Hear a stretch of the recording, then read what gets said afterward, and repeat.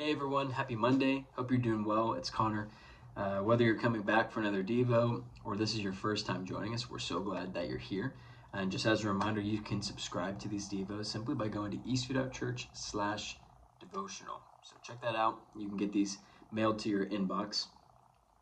Also, as a church, we're going through a study called Love My Community. It's just a simple guide, something you can do on your own or within a small group. And we're learning how to love the people tangibly, practically around us so that they will get to know Jesus. So you can check out that study at ecu.church/LMC. And also check out on that page how to get into a group if you're not in one and want to go through the study with other people. Today we're looking at John chapter 12, where Jesus enters Jerusalem and he gets praised and glorified by the people who are waving palm branches. This is typically a passage we read on the Sunday before Easter, called Palm Sunday.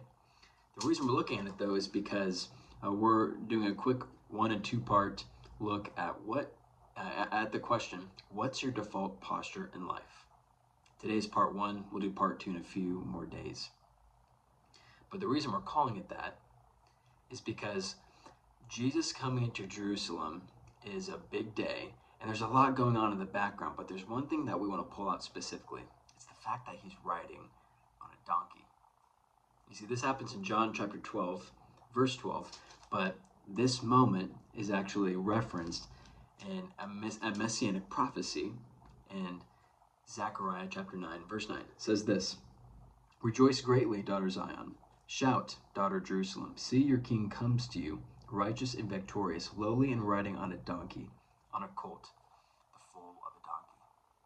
The reason that this is referencing Jesus riding on a donkey as lowly is because kings at that time rode on a horse, or they rode within a chariot to communicate their power and their might before the people. Well, Jesus, who is our king, he chooses to ride on a donkey. And I don't know if he does this just to fulfill the messianic prophecy, or if he just does this because this is who Jesus is. His posture was lowly. His posture was one of humility. And so the question for you and for I today is, what's our default posture?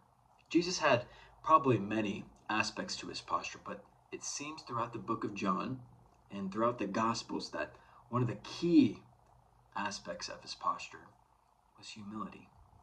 And if that was his, maybe it should be ours as well. So once again, the question is, what's your default posture in life? Can you look at the actions throughout a week or in a day and ask yourself, man, am I being humble? Am I being lowly? It doesn't mean I'm thinking less of myself. In fact, it just means that I'm thinking more of others.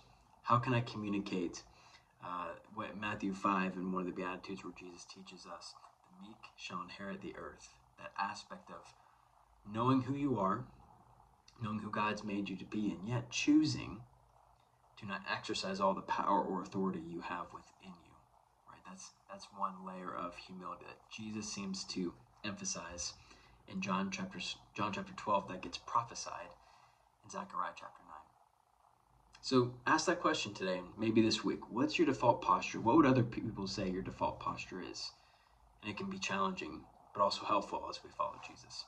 Thank you so much for joining us for today, and we'll see you for part 2 in a couple of days, and we'll have another Devo on Tuesday. See you next time.